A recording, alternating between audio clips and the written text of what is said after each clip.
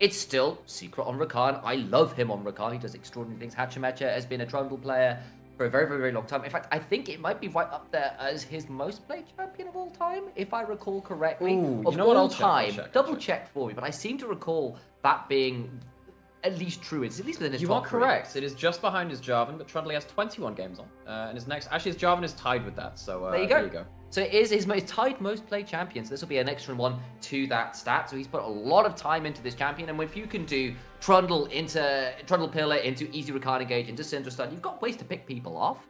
I'm just looking at the team fight, at the range discrepancy that you can pull out from Sengoku Gaming. If you get 3 items on that Corki, 3 items on that Aphelios, that sounds pretty unhappy to play into. And not to have just put the question down and kind of just say we might get more of what we saw in Game 1, because I wouldn't want to bait you with that, because Game 1 was so fantastic. And again, that was one of those games where it makes you love the region. And for me, it's one of those games where I'm like, God damn, I love the LJL. And I sit there and think, I love watching the popcorn and all of this. But a lot of that game happened because Veigar could stall out. You know, who's great at stalling out? Corki. Yeah. Corki, you get to 3 items, you get to 4 items, and you sat there thinking, how do we push into this champion at this point in the game? So, have to see now if Sengoku will choose to take a slower pace in the game and look to scale up. Of course, they have the kind of the not losing matchup, but the difficult to execute matchup with the Aphelios into the Jinx. Saw that in the last game very nearly work out for them.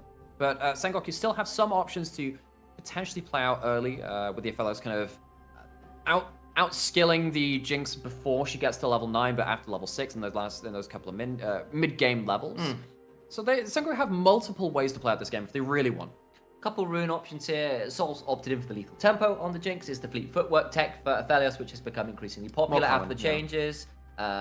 First strike on Corki is no surprise, of course, and phase rush on Hecarim, which again has become more prevalent as Conqueror again has been less of an option on the horse as people have moved away from things like the Divine Sender and the Trinity Force back towards the counter. I think that the phase rush in this particular game is quite important because if you eat a pillar slow, you need that slow resist. You need it. And I know that it's not going to be the best dueling rune. I don't think you need to be fighting that early as the Hecarim. I think the Hecarim just wants to scale up and just make sure that you're surviving in the fight. Being disruptive, you don't have to be a main carry. You have enough damage on your team, so that one checks out for me. However, you know, you look over at Blitzcrank Sensei, and again, we are students of the school of Blitzcrank Sensei, and it is saying once again, Rascal Jesters are going to be peaking towards the late game. I do think that they do, of course. You know, they have the Tryndamere who can start winning in that side lane. Should enough gold be given their way, and you have the Jinx, which again has such high value, but given how last game went, you cannot trust that. Add some nameplates, add some hands into that equation, and it gets so much harder to read, and that makes things pretty tricky. And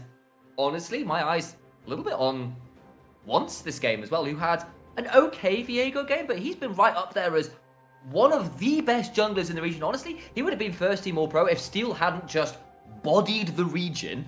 He's been so good on things like the Lee Sin, on some of his scaling picks. I've known this guy as a monster who's finally had a resurgence. Can I hear Middlecott screaming "Cassin" in the background somewhere? Look, I Is don't. that just me? Look, just because Middlecott decides that his favorite game is tossing a coin, the rest of us don't agree. So Graves, a champion pool of Graves doesn't make you the best jungler in the region. I was about to say, is this like Middlecott of Rivia? Is that what we're going now? We're tossing a coin for him. Either way, Hachimecha very good.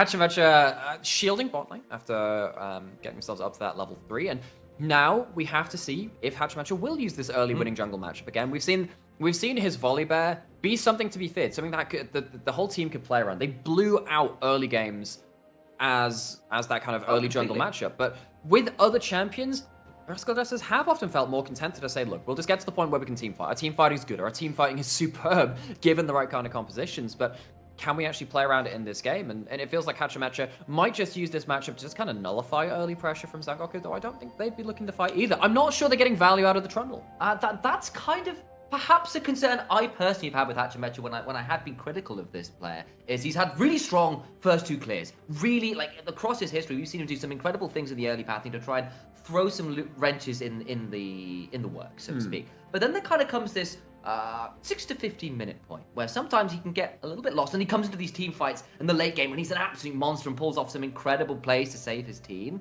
But we have sometimes seen him get a little caught out in that sort of just early mid-game point where he can sometimes be a little less efficient, a little less proactive than we would like. So for those of you that didn't watch League of Legends in like season 5 and 6, when the early game, I'm with you. the early game was very, very decided. Everyone would lane swap and everything would happen in the same way. We get to borrow something from that era of time as well. We know nothing's going to happen for like another couple of minutes, really. We're not really, we don't do that here. So Sam, what would you like to talk about? We have time. What's the feeling? We can talk about the LJL and how it means to us. We can talk about some stupid Star Wars or other pop culture related puns. We have a menu. Would you like to press 1 to talk to a person on the What happens if I press 3? What happens if I press 3? If you press 3, we talk about the skin which Jet has, which I haven't. I haven't actually looked at. That's okay. We're gonna talk about it now because I pressed 3. So you press 3. Okay, so we're gonna go hover over the mid lane and see whatever happens. Because look, again, we save up all of our early game action for whatever happens. It's the corgi. Okay, it's the corgi. It's the right call. Did you know that corgis' butts float in water? I did know that. Yeah. So they are actually buoyant. They have buoyant butts. So the rest of them doesn't float, but then they just have like their butt just floating in the water. So there you go. For those of you in chat that didn't know that. Corgis have buoyant butts. Buoyant butts, exactly. Honestly, it's a really worth a Google search because it's actually a serious, wholesome moment for your day to watch all these corgi butches float up occasionally. And then, of course, they're corgis, so they have these really perky ears. They just sort of like swim around and have a great time. That's the one. But speaking of slow early games where we get to talk about pretty much anything and nothing at the same time, we have double cull from the AD carries. Grief, it really is. Like they're giving it, they're being very gracious with us today. I to do this. And to think that we sat here 2.5 years after starting this little project and still talking the same all over again. We might be, but is that an early dragon start? But might we see some action? Is it time for a contest? No, there's bot prio. It won't happen. Are you sure? I mean, once is there? There shouldn't be a contest. Is there going to be? There's no Hecarim. It might just end up getting peeled off of, but. What? We're going to see a fight over the Scuttle Crab. Who needs bot pressure when you can still contest the Scuttle Crab with a level advantage? Look at the Scuttle go. Isn't this a great Scuttle Crab racing. It's back to Nexus Blitz we go. Oh man, I missed that game mode. I missed that. Not just because of DFG. Not just about DFG being in there, but it's mostly about DFG. I mean, once is yeah, pretty much. That also being able to honorably 1v1 people in the arena of Valor. But once is actually starting to get a bit of a small lead at this point. The Hecarim is racing up towards level 6, and Hatchmetra again, a little bit worried about the value you're actually getting out of this Trundle. If you are going to prioritize this pick, you need to get a fair amount out of it, and they're not really doing that. Hecarim is going to have high value in this. No, they don't have that many dive buddies unless you have the package available or Gnar has a good angle, but I mean, it's still Hecarim. Hecarim does huge things in teamfights late game. And just relying on the Trundle ult to deal with them is not the best thing ever. No, not necessarily. Of course, you might even need to use it on something like the Gnar if he comes in for a flank angle. And you might not even then get to use it on the Hecarim. Like, subjugate only works on one person. You don't get to subjugate a whole team. However much of a potentate you might like to be, the Troll King is only able to cow one subject at a time. That's not very efficient subject. I know. Look, he is just very much a one-track troll. You know, he likes to focus his mind on particular enemies. As opposed to the OTP, the one-track pony, which is the Hecarim who only dives. Yeah. Exactly. Is it one track? Is it one trick? Is this pony on rails now? Well, this one is on rails going straight the to Iron the Horse. The Iron. No. So now we need to start talking about steam trains. That's exactly. So is Hecarim steam powered? Could you? I mean, is there Black Mist powered? Does Black Mist count as steam? I'm trying to remember. Is there a high noon Hecarim? There is. There absolutely is. Oh right. Okay. Cool. In that case, we actually do have the Iron Horse. Indeed. All that good stuff. Good double stun. Is this finally some action? No, it's not. No, it's not. There's a Hex Drinker in inventory for Jet as well, so I don't think he actually takes Guardian. damage. I mean, there is a Herald. We can talk about that. Now, actually, we might have our first taste of action. Enti, tongue lashed across the wall, recap down to half HP. Jinx isn't here. Jinx is not here. Honey going towards the mid lane. This will be a 4v4 without AD carries. Sol will be coming up the mid lane now, and we've finally got every member available. In goes the Onslaught of Shadows, just shy, but will force some flashes out of recap. Turning around, starting to come through his item into the backside. Remember, he's still got the Undying Rage. Sol gets first kill, and now the turnarounds can start to come through. Lots of low health bars. Who got that one? Hatchemecha did, but he can't get on top of the eye. He didn't. It wasn't getting. I thought he did, and that means now they need to ward off the side of once to try and get in on top of this eye. I think it'll just be first blood, and no one can secure the Eye of the Herald. Okay, so now they've paid the taxes to the audience. So those in chat, please collect as it's such. It's not been just checked again. You have been given 1 kill in 9 minutes. So enjoy that sparingly. We are once again heading towards all of our action being backloaded into this game, and you can see why the teams are trying to play around these cooldowns kind of going in and out. You need to wait for another scout of the week. You need to wait for another ability to kind of get into the backline. Ino decides, well, screw it, I'll do it myself. Rushes in there, and with the assistance of Sol's Rocket, does get something for him. But even with the 1 kill, it's a split fight. It's a Herald for a kill. No real advantages held over the other at this point. It is a 400 gold lead, which is basically first blood that's in the pockets of Rascal Jesters. Nobody picked up the Herald, though, so that means it's time for the S word, Alex. No, don't tell me about the S word. What's the S word? Steam train. Okay. Got him. We've got a replay. Botsiders, Hachimecha stole the blue buff from his mid laner. Okay, so we go from... Look, I know... Welcome to the LJL hype train. So, for those of you, again, who are watching the LJL for the first time, we like to have a little bit of early game fun, but not actually early game action here. That's a very reasonable way of putting it. That was a very gentle way of explaining what's happening. And, you know, we get to take the angle of kind of like disappointed parents saying, look, guys, can you maybe use your comps to where they're supposed to be done? But we are still within 500 to 1,000 gold is within that mark. We do have potential catch, and no, we don't, because again, we're not allowed to kill people here. We're a very family-friendly broadcast, fun for most of the family, I presume. Most of the family, unless you're below the age of about 12 or above the age of about 60 and don't understand how computers work. But that's not every over 6-year-old, because our grandmother is probably the most technologically literate person I know. Hachimecha, though, eats a rocket and walks away from danger. And this is literally, it is once pressing E and saying, mind the gap, please alight for Bermondsey or something like that. Or other train stations. Or other train stations. It's the end of the Piccadilly line, if you know what I mean. We'll leave it at that. I mean, at this point, we're going to need some in-flight snacks, and Piccadilly is, I guess, one of them. It is actually a food stuff for those of you who are not aware of our Britishisms. And after game one... Britishisms. After game one was so high octane, once we reached a certain point, we are waiting for that train to pick up speed, and he has flash. It's not going to mean anything. At least you take that away from them. But you can see what happens when Rascal Jesters don't actually have proactive tools. You are literally waiting on no flash. He's going to get attempted on the dive. There is the attempting with the devastating charge, and we'll have an onslaught of shadows. It's a good scout of the week. Don't dive Syndra. Don't dive Syndra! What have I just witnessed? Don't dive Syndra! There is a Hecarim. They neglect to leave. No! What am I witnessing? The Hecarim was available. You could have immuned the stun. Instead, everybody dies. It's both Jet and once diving on an attempt sort of flash to Syndra. I'm done analyzing why you shouldn't dive Syndra and other such things, Sam. What tube station is this? This is the end of the line, is what this is, because in goes the Iron Horse, and then realizes that there's a big red light there. There's no track remaining. Great scatter the week, and then there's no one sort of shadow to finish it. Everyone dies. This is the thing, right? Recap just has to sit Q, then ult, and then the balls are going to scatter. You just have to hold on to your E, and good discipline to kind of pull off that play. But I mean, this very much streaks. It speaks a little bit of desperation between the two teams. When I was asking for early action, that wasn't what I meant. But Onslaught of Shadows over the pillar isn't bad. Not going to get as much out of this as they would have liked, though, and they're just going to force out some basic abilities and try and force Rascal to spot lane back away a little bit. That's the thing, I mean, you say force out basic abilities, and imagine if you had a Nautilus Hook or maybe Zenith Blade. You have more ways to play these fights, but neither of these teams have real early ways to play out this game. We've seen that for 13 minutes. I'm not going to mention it again at this point. You know they're not going to fight until you actually get to an objective, and you have high enough damage to then force the issue, right? You're getting to a point where maybe Syndra can one-tap someone, Corki can one-tap someone. You don't have a Hecarim ult for this. You have a package, though. That's not a basic ability. Time to try to get this one out. As Secret pops the quickness, Soul's rooted onto tower. There's the package under it.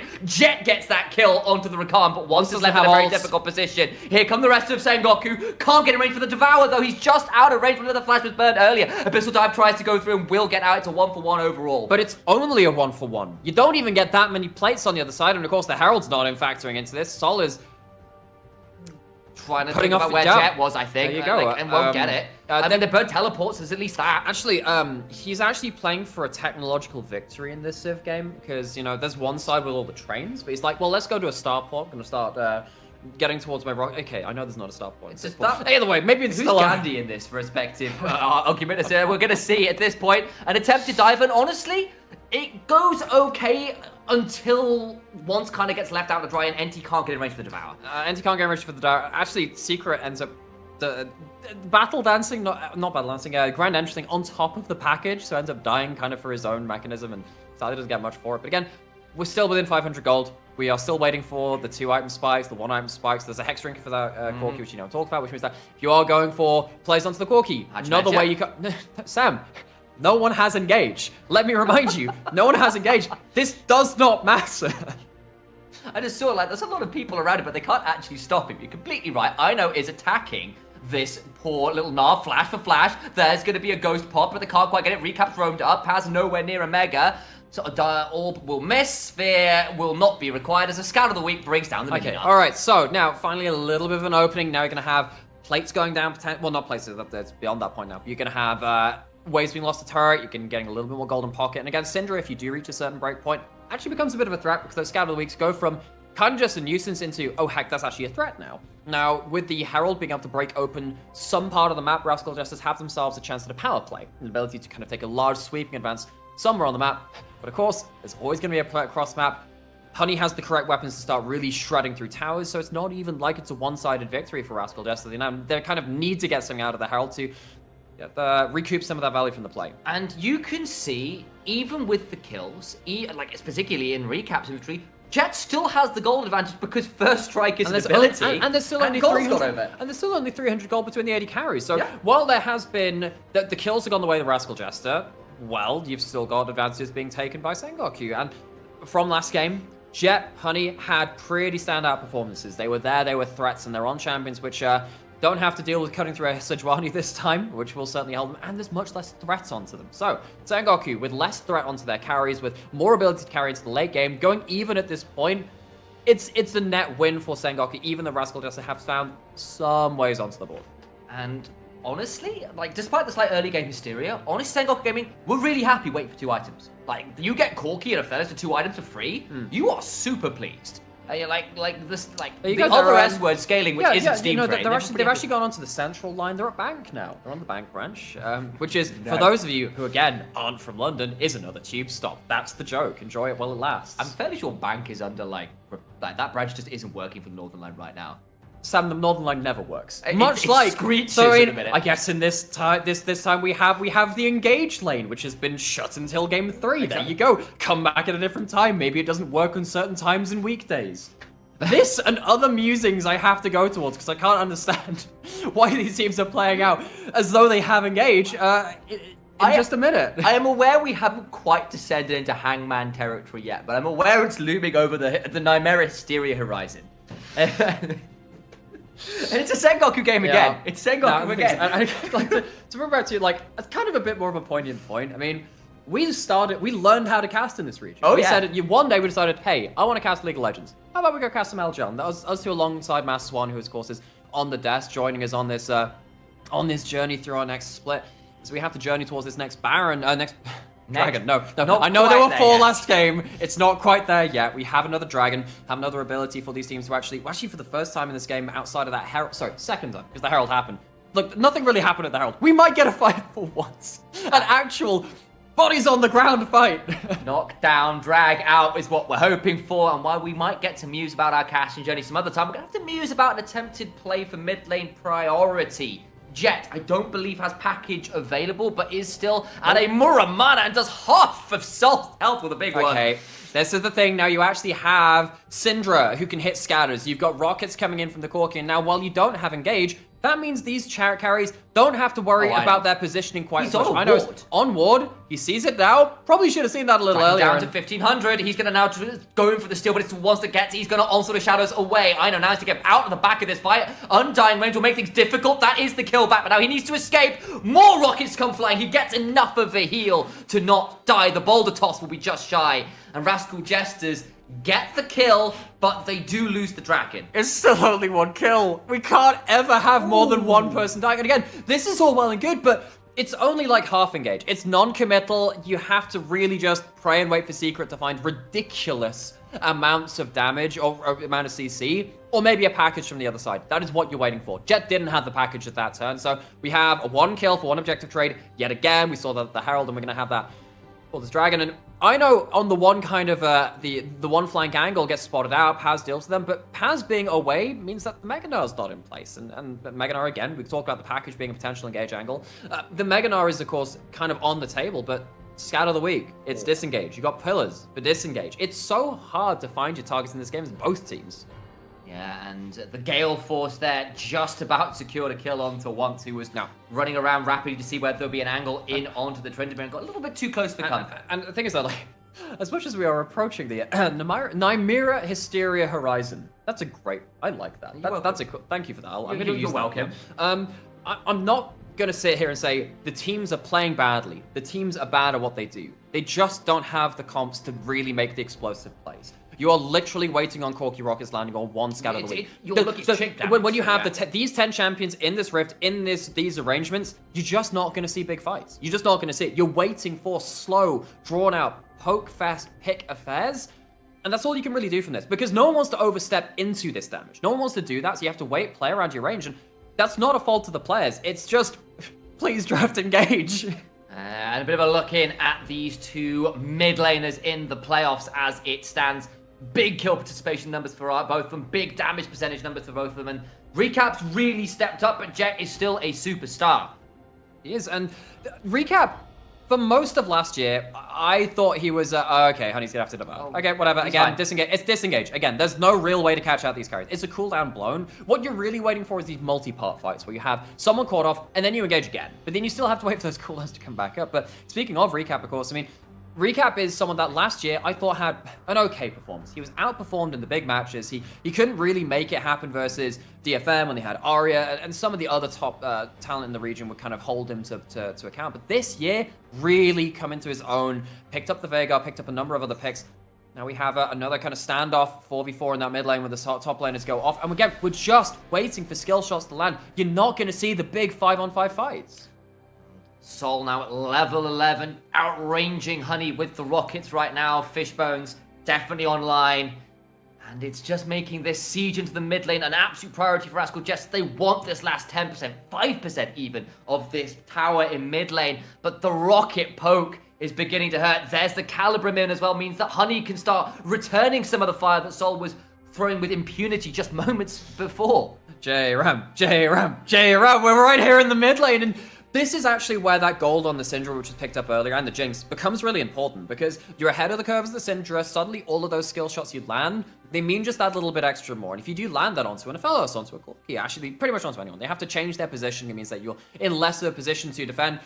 Once has an ult to get away, and it's just, how many times can we say no one dies in this game?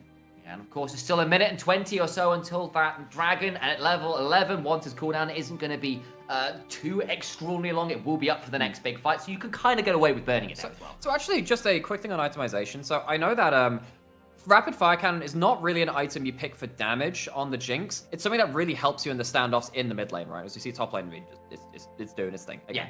Yeah. Treading back and forth. But when you have that Rapid Fire Cannon on Jinx, when you are in these 10 standoffs, it allows you to walk up to the wave, hit it a little bit more efficiently and definitely more safely. And those single autos where you know that they actually kind of add into the poke battle, they mean quite a lot. So again, I think this is the right itemization from Sol, and I think that's a big kind of power spike for, or rather, piece of utility for Rascal Jester to play around. Now, it's not really even to a big one landing on you when you do have potential Ludens coming in from Jet. He's really going to start pumping out damage soon. And once again, we have teleports coming into the mid lane. This is the battleground that both these teams have chosen. We are really just waiting for one big slip up, one big pick to then kind of like start breaking these phalanxes apart. And when mid lane priority has been such a key point for both of these teams, stuff like damage onto Honey before a big fight is critical. Yes, he's got the shield, but it's not going to be the most in terms of HP, but he gets to turn it around. Jet does so much onto Recap. They're giving as good as it gets. We actually have a Bloodthirster now onto Honey, so he gets to heal back up. Again, another smooth itemization choice by one of these AD carries, but it's not led to anything huge right now. Ino's already on the Dragon, by the way. He's just soloing that one down. As Secret taken down at 10% HP, but the Dragon is taken one ban by the top laner as once gets chunked out by the Subjugate. Paz might think about hopping over the wall, but decides against it. Instead, Sengoku Gaming try to hold court in this mid lane and shove for that instead. Because we're an unofficial broadcast, I can suggest that you may want to play a drinking game with this one and say each time someone. I mean, if you want to say, It's like if 10 you, a.m. if you want, midday. I mean, in Japan it's a very different time zone, but you're looking at this and say every time someone dies, take a shot because no one's dying. You're gonna stay sober. There you go. I'm actually breaking you away from your alcohol fixation on that one, and there we go. Bringing it back to family. It's caffeine. You're drinking coffee. It's Colombian roast a la Middlecott. Yeah, there we go. Okay, sure. Bring out your caffeine. We'll do that instead because. At this point, we're gonna fall asleep before the next kill happens, and again, it's smooth disengage play. This game would look very different if NT wasn't in the right position. If Once didn't hold his ultimate for the correct times, that would look very, very different. But again, you can just see everyone is playing this tenuous bounce across the map pretty well, and it's just very hard to pick off the correct targets. Now, NT, as the source of the pick, less ability to disengage. They'll try and do as much damage as they can to him. He will dodge the rocket, and big turnaround from Honey, who now has a lot of chakrams spinning around him. Not quite gonna let it rip quite yet. No more Beyblade references until that becomes an possibility. It's Jet over the wall, trying to chunk out best he can. He's now got 2 items. The next big one's up, and it hits. Starting to hit onto Secret pretty damn hard. And that mid lane turret still stands. They can't secure it, but Ino has been left alone on the bot side. That's the turret coming through. And the split push option beginning to become a reality for Rascal Jesters. And as much as in the last game, Paz kind of survived the lane. He survived the lane again-ish, you know. He's down 40 CS, but he's still doing okay. He's going to perform his job in team fights. Rascal Jesters, through this kind of war of attrition, have started taking structures. Finally, the mid lane turret falls. It's been a hard-won fight, but it is going to go down. And now every single outer turret is down for Rascal Jester. Yes, it's been a slow, grind-out game with a few slight misplays here and there. We are now in a position where Rascal Jesters have got something of a goal lead and can maybe start playing towards their win conditions a little more. So there are 2 ways to think about this. One, you've taken those outer structures. Rascal Jester's advantage that they get the inroad into the objectives. 2, you don't get to have a siege like that on mid again where you can take advantages. You don't get to hold Sengoku in that lane and say, haha, you have to sit here and get poked, because you have to push into their side of the map to do the same. You're going to get you've gotten as much value as you're going to get out of these structures now. You're not going to get as much in the side lanes. It's much easier to defend and stall out at these 2 items. You're looking at Baron, you're looking at ability to stack up Soul. Rascal Jester need to play the objective game now because the siege is not going to be nearly as easy to get around. And I feel like Sengoku have now a window once again to stall out.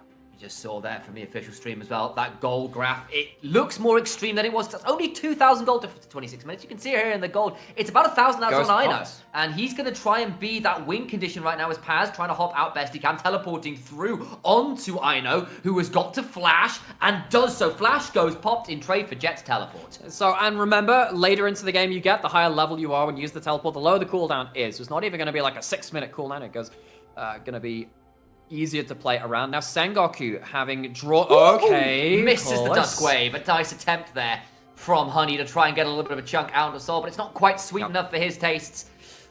But again, and now, I mean, on the other side of this, if Sengoku wants to bring everyone to the mid lane, they're happy to J-Ram. They have themselves 2.5 item spike on the Corki. Poke is going to start really hitting home, and there's a rocket heading down towards that bot, so potentially looking to help clear out the wave if it actually hit the Gnar instead of actually just poking him out. That's a good scatter though. To empty, but the turnaround, the Onslaught of Shadows prevents the easy turnaround from Soul, so it's HP bars traded and nothing more.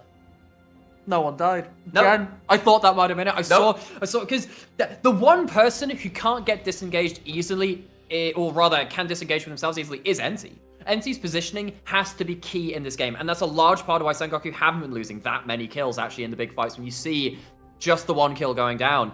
But NT being the first one to get picked, that could be quite dangerous. But doesn't happen again, and it is kind of what we called out in draft, saying, hang on, can't just once ult defensively, which is a little bit awkward for the Hacker. Think, hang on, isn't Hacker meant to be the diving champion? But as long as you split the team, tank up a couple of those shots because you're tanky yourself, and just make sure that no one's hitting the first target picked, that can have quite high value. But Sengoku, they don't get to take the tower. They just about survive, and we're back in a status quo. And you can kind of see it there. Onslaught of Shadows is unstoppable. You can't pillar it. You can't scatter the weak hit. You can't just grand entrance it. He's going to come over onto the top of the Jinx, whatever you're doing. So it's pretty good if you can play it right. The issue is then disengaging yourself afterwards, but you time it right and you can be pretty good blocker against what Rascal Jesters want to do. NT did look for the Abyssal dive, but now Sengoku Gaming are around the Infernal Drake. This will be so point for Rascal Jesters, and I know is off vision. NT getting chunked, has to flash.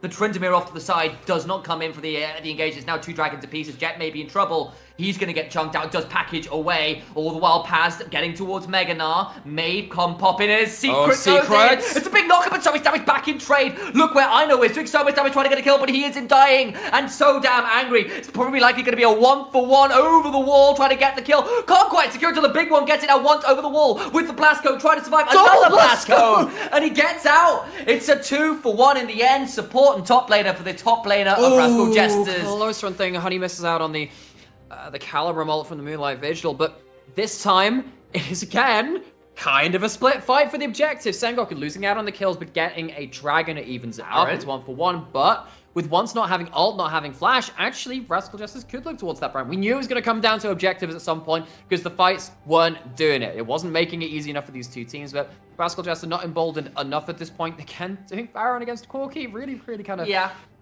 rough kind of situation. It's painful, and we're left with, once again, how many times can we say it? A very even game, and item breakpoints are starting to get hit yet again. We have a full more moistures coming out for Jet, and that is such a strong item if you can build it on this current patch, but on the other side, that's a actually the Lord Dominic's Regards for Sol going to come in extra value because you look at not just the ability to take down the front line, it also helps against higher HP targets, which includes Baron. If you want to rush Baron, the extra 15% damage comes through, and Sol is going to be a big part of the DPS towards that. That's actually making a lot out of the efficiency of that 80 carries damage towards that Baron. And you sat here as Sengoku thinking, okay, that's going to lessen our window of time for that to be a dark area vision on the map. The big discrepancy right now is Honey doesn't have the Infinity Edge quite yet. And I guess Bloodthirst was very expensive compared to something like the Rapid Fire Cannon, but the CS discrepancy, the kills that have gone into Sol means that he is just ahead of the curve right now. And yes, Jet is terrifying, but, you know, Sengoku Gaming really want to wait until Honey at least has that third item to try and really contest more of these objectives. They got away with the Infernal Drake and a 2-for-1 trade against their favor in that sense. But they've just got the Infinity Edge as I speak about it, and now they are perhaps a little bit more ready to fight more aggressively again. Sam, what era of the Age of Dinosaurs do you think this game is? Now, well, look, considering we're into about 30 minutes, I'd consider that Jurassic. The last game got to Triassic, in the not Triassic, Cretaceous. No, Cretaceous is after. So. Exactly, but that game went to like 40 minutes. We got later again. We're not quite there yet, but maybe we'll see a bit of an extinction event in mid lane as NT is being chunked out, not quite by asteroids, but by explosive rocks. Bullets, rockets, rockets. Yeah, there you go. There you go. See, it's kind of works. No, I don't see it. I'm trying to, Sam. I really don't. And neither do I see another wave. I mean, again, these teams are just really struggling without something so reliable to engage, like the Nautilus, like Leona. We saw a couple of those champions in that last game. Tom Kench was in there. But when you have champions which are so one track and they just have to play on a certain wavelength, like, it makes the game kind of easy to play out because both teams kind of understand what's going to happen at this point. Hatchmecha, he's offering a pillar to the affair, but we're not in the Ice Age yet. We'll get to that point a little after. Can I offer you a pillar in this trying time? Sure, it won't do anything. I'm probably just going to get devoured over the other side by NC. It's okay. And once again, disengage reigns supreme. I mean, this seems like one of those games where, like, you know when, I don't know if you played like Arctic Phone, where like you're working. Oh God, like, yes. Where you take Arctic Phone. You take a prompt from someone else, or you take like a drawing from someone else. You just try to like work out the next steps towards it. It's like one of these teams is like, haha. It's basically they're telling me they have engaged, so I will draw disengage, and then actually there was never engage on the ticket. So then everyone's drawn disengage without drafting anything which can go in. That is the eventuality we've ended up in here. I offer you poke in trade because, of course, Corky, now with the Oblivion Orb in inventory as well, some of this is going to stick a little harder, and it's level 16 for Jet as well. Oh, no. That's going to hurt. He's gotten to the point where the game has gotten so slow, he's going to ponder his orb. Did you ever see that meme? No, I definitely thought that was more inappropriate than it was. No. So now, you'll probably have enough time to edit a version of this meme during the duration of this game. If anyone's, I don't have Photoshop open, I can't do that. But if anyone could, I suspect casting while doing Photoshop would be a challenge. Okay, that'll happen next game. So if anyone could draft a Oblivion Orb onto that time. I know you're producing. Don't worry, nothing else needs to happen for a while. Maybe this is it. What goes in with the Onslaught of Shadows, and that's so much damage. They finally blow up Secret. We've got a kill. Now, I know on the side could maybe throw in a shout. He'll mock somebody gently, and that will be the end of it as Jet just about to buy Sol flashing out, of course. It's He also one has a chance to kill. go for a Gale Force. It's 1 kill. There's but a dragon it's just available. before the dragon. It is, but both junglers are still alive, and Jet survives. He He's has got the teleport. Has the teleport, can come back into it, and it says an awful goddamn lot about this game when 1 kill is the highlight of the last 5 minutes. 33 minutes in, we have like a kill. Actually, hang on, 10 kills. We have a kill every 3 minutes. Ish. That's what we've got. We have a soul something. point. We have a Baron being started up in response to it, but even that's gonna get peeled off. God. Stay strong. Soul point now for Sengoku Gaming at 34 minutes into the game. Can we beat the game record from last game? I just don't know. It's getting that way. I mean, at this point, you know, you've actually slept on your way to work. You're actually now at the end of the line. You've ended up in Edgeware or something. I mean, Al's definitely the edge of his rope right now. There it is. There's production from LJL OU. Chris Edgeworth, our head of production, head of graphics, head of creativity. Creative director of LJL OU. This is the work we pay him for. Well, we don't actually pay because we don't have any money. We wish we could pay Chris because he's this great. No one has. We pay him in love and affection. No, I mean, and at this point, we don't even have any sanity to spare. So good luck. It's a Call of Cthulhu game at this point. Sanity points have gone. Oh man, this does feel like the kind of game where you do end up down around to like the last card in the deck and just like, well, gotta end up winning off this card and this is gonna end up working. It's just, the one proactive tool we Sengoku have in the package is now gone. Wait until another 6 Baron's minutes. happening, by the way. It's gonna go down. They're just gonna this is gone for free. It's gone. Oh god. Okay, well. Witnessed. So now Sengoku, who were pushing up, now have to deal with those minions being buffed up. But I mean, doesn't really change the way the fights are gonna go. I guess maybe they felt they couldn't come over and contest particularly well and thought they could trade out. The Rocket does miss their jet. It's in a spot of bother, but Secret can't quite get in. Onto the shadows of the backside, will not quite secure recap. Once gets the Baron out to safety, but he's just about alive. Rocket goes wide, and everybody survives! And again, we are completely sober here. No one's died. No shots are taken. Well, I mean, they kind of have, Shots but are taken, but they're missed! They've got a drinking problem out of aeroplane! They're trying to throw drinks over their shoulders! Do you like movies about gladiators, Timmy? Because No! we're sat here after round 11 or something as both teams are sat here waiting for the killer blow, and the amount of frustration I have is actually making me go lightheaded. Please get a kill. I'm actually going to need to rehydrate at some point. Our analysis has been anything but dry, I can tell you that. Alright, well, the Hysteria Horizon has officially been crested. Welcome to the black hole of LJL OU casting when games get like this. 36.5 minutes in, we got a Baron, but I don't think Rascal Jester can do jack all with it. I mean, we have 4 item AD carries, and you wouldn't tell. You wouldn't tell because they're not allowed to hit anyone. Like, we are waiting for this kind of stars to align of package, plus Crescendum Calibrum, plus every other cooldown up for Sengoku.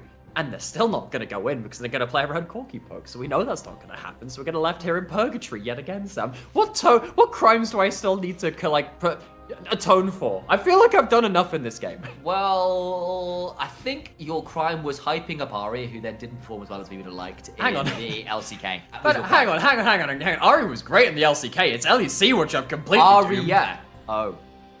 Okay, well, yeah, that's okay, fair play. You should have seen his face there. There was like, I watched his smile just drop. We were all a little bit sad. Well, unfortunately, couldn't quite make it work. Very competitive region.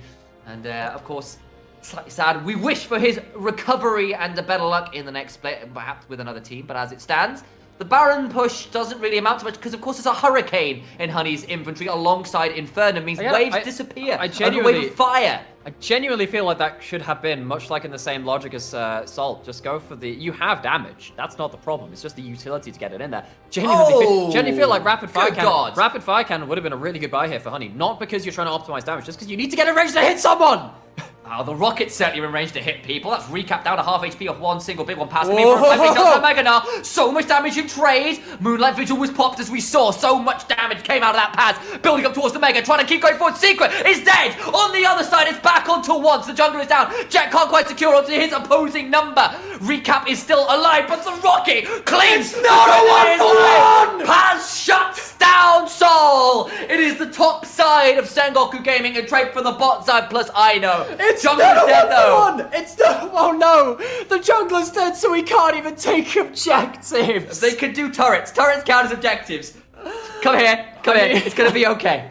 It's I need okay. help. I need I'm something. giving a visual description, audio description of what's happening. I am watching Nightmare breakdown. I'm holding him in my arms right now to offer emotional support. As the mid lane now under more siege. Sengoku Gaming trying the absolute best. Massive gale forceful, can't quite secure the kill. Rocket is inches wide. Not again. Surely not again. Just recap survive. But this still doesn't seal the game. This is still just another step closer. It's gonna be a dragon in 10 seconds, but there's no teleports. And at this point, actually, Infernal Soul down. At this point, maybe, dare I say it, I wonder if Rascal Jester realized, hang on, we can't play the ranged battle anymore against Infernal Soul after that amount of damage. Do we need to fight? I think it might come down to just that. 4 items are in pretty much across the board where it matters. The only person yet to get that one for the side of Rascal Jester is Aino's Tryndamere, who does not have the Infinity Edge yet. So, production, I'm gonna ask anyone in the back room, I don't know if anyone's got the stats for me. How long was the 3-0 from DFM in game time? Because between these 2 games, we are now at 87 minutes between 2 games. I wonder if we've already outpaced that DFM Juggernaut match in 1 less game with potentially more to go. Infernal Soul in, Rascal Jesters sieging into the mid lane, even down the Baron buff. That mid lane tier 2 will fall. Moonlight Vigil hits! Does a fair amount of damage. Oh my days, the Chakrams come shredding through. Soul down to about a third HP, but no one dies. No one can capitalize on the kills. There's an Infernal Soul. Good damage, sweet, but you're not actually pinning someone in place long enough to actually take them down. At this point, I'm actually wondering if like something like a cheeky collector buy to just be like, haha, I fooled you, I actually have a damage to take you down at this point could actually be valuable, because these teams, again, so hard to capitalize. The disengage is too strong. We're splitting the map out finally. We're playing around side lanes a little bit, but these teams are really struggling to get the big sweeping victories. Eyes on the Warmogs and Hatchemet's infantry, because that explains a lot about how this game is going. We're seeing big chunks, but no one falling. At least until that last sequence of plays, because the point is, you get chunked, you walk away, you come back at full HP. I think the difficulty is right now is that Rascal Jesters cannot stand in front of Sengoku Gaming for any extended period, Warmogs or not. No, but I mean, you are really looking for godlike Rakan flank. Now, we know that Rascal Jesters, you know, it's a throwback to a game which we reference a lot, because in our very first split, one of our favorite moments from Spring 2020 was Vivid on Rascal Jesters, playing around the Rakan flanks. NT getting caught right now. Shadows as the counter engage into the package, but he gets stunned!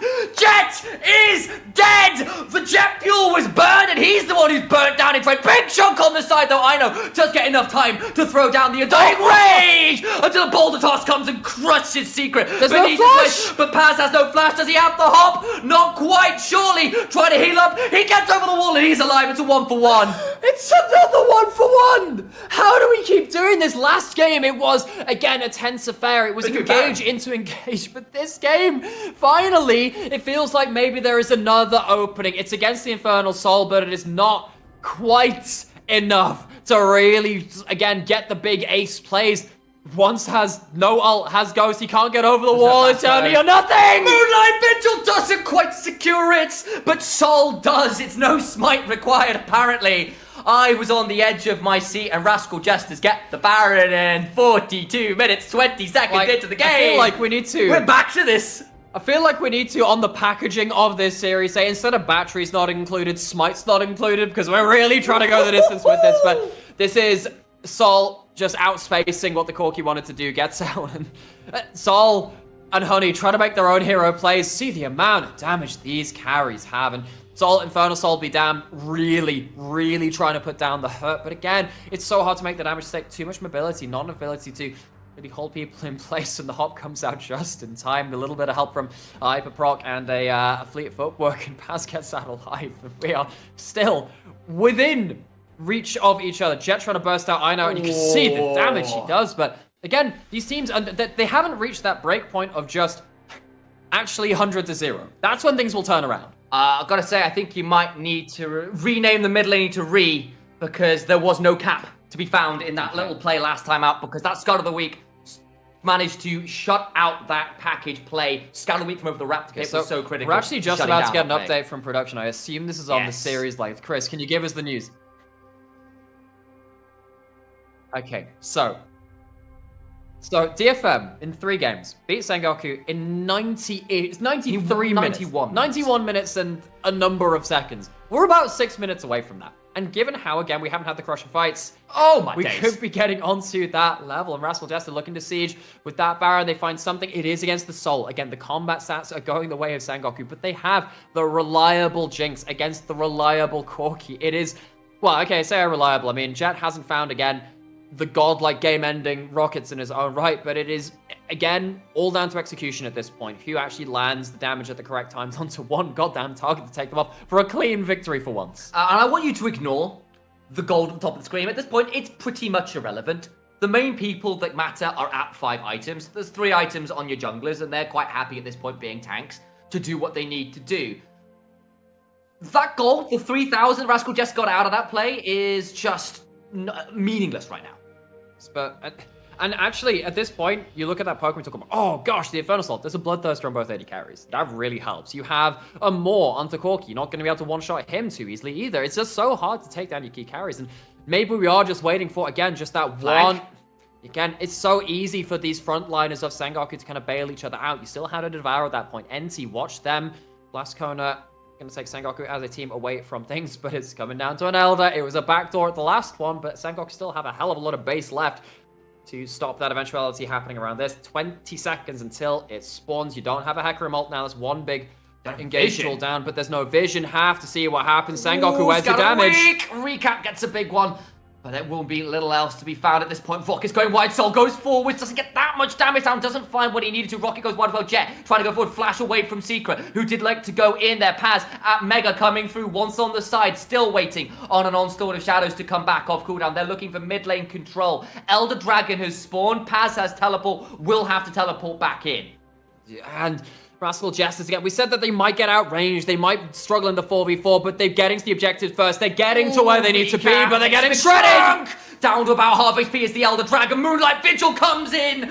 Big chunk, but not enough. The Chakrams follow up, but it's a big Guardian Shield to keep the AD carry alive, who had to burn heal. Once is now in the Elder Dragon, but it'll come down to a slight fight. We're flipping it! Burger's time around. Still going to try and survive. Once gets the Elder Dragon, but the fight afterwards is going in the favor of Rascal Jesters. Tom Kent secures the Tryndamere. That's the name of the champion. I forgot it. It's a 2-for-1 in favor of Sengoku Gaming. Sorry, in favor of Rascal Jesters, but Sengoku Gaming get the Elder Dragon. I am losing track of everything. Those burgers are well and truly burned out in the Infernal Soul, but it's the Elder flip. Jet looking, hunting for something, going behind enemy lines, but Hachimecha trying to recall in this middle brush. Is he going to get caught? He's trying to find his way. It's going to be close. They're giving up. No, they're giving up. Sengoku, they have themselves an Elder, but can they finish the game? No, they can't. Honest answer, no, can't. And you can see, again, if you can't engage on the champions, well, Elder's not moving out of the way, so that one's going to come down to it, and it is not Hachimecha that gets that smite. It is Once, and again, for Once who was part of that team, that Burning Core roster, which was so down in the dumps last split. He's 1-5, but by God, he's not going out with a fight. It is chance to reach a finals for. I'm actually not sure if Once ever reached that finals. He did. Remember. He used to Rampage. Absolutely, yes, he was among the best junglers in the region at that point, doing extraordinary. I think, in fact, his top laner at the time would have been Ebby, if I recall correctly. I need to have a quick. We've been given some poetry. Have we? To read out by Twitch chat. So. The year is 2029. We are in a 1-week break before the 5th game, the semi-final match between Rascal Jester and Sengoku Gaming. The legendary the game 3 lasted for 6 years without a pause, and thankfully, after a 10-month game 4, it's now the Silver Scrapes. The world stops completely as every electronic device across Earth switches to the LJL broadcast. Supplies have been stockpiled and can sustain the whole population for 10 years. Experts worry the game might not be over then. Thank you very much, Middle Cotton Twitch chat, for the advent of that copypasta. Kashka, I believe, heard it out before that. I don't know where it started. It's been lost to the annals of time. Just get your supplies in, bunker down for the long haul. We've got 6 years yet to go, but 200 years of game design are currently on the Baron. It's down. Sengoku Gaming secure their first Baron of the series. The Moonlight Vigil should go wide. Paz has to hop away. And that super mega death rocket is only super. It doesn't really do a lot of mega damage at this point, as I know. Looking for a flank pass down very low. Elder Dragon, I believe, still just wearing off. Honey is kind of frontlining, looking to get onto Hachimecha, doing so much damage. Empty still with No, but where can they retreat? They can't retreat anymore. They're out of space. Rascal Jester, they've corralled them. But do they want the fight even so? Soul pretty tanky. Onslaught of Shadows. Doesn't get enough. The quickness is there at once. Is dead. Recap at the back end. Oh! Sengoku Gaming die like that. Rascal Jesters find a fight. 49 minutes in, somehow, some way, Infernal Soul, Baron, Elder Buff, none of it, me, they will find a game to win. And Rascal Jesters, they're poised to go 2-0 after 2 absolute wall-to-wall bangers. End of the field to the other. A recap. 8-0 for unkilled in this unholy back and forth without engages, without a light at the end of the tunnel. Your tube station is at the end of the line finally. Mind the gap, Rascal Jesters go 2-0. What do you know? They hit the end of the line and that's what it ends up as. Extraordinary stuff in some manners. We're just about alive. The Hysteria Horizon was past a solid 20 minutes ago. Some